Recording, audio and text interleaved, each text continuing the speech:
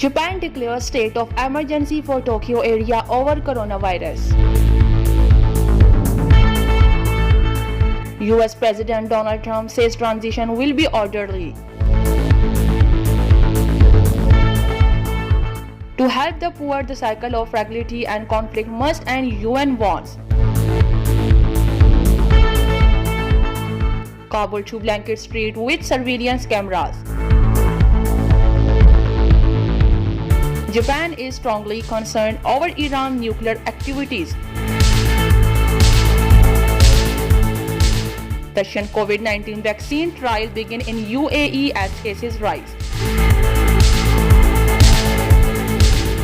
UAE Minister of State Gargir speaks after GCC summit. Pakistan conducts successful test flight of indigenously developed Fateh 1 guided multi-launch rocket system.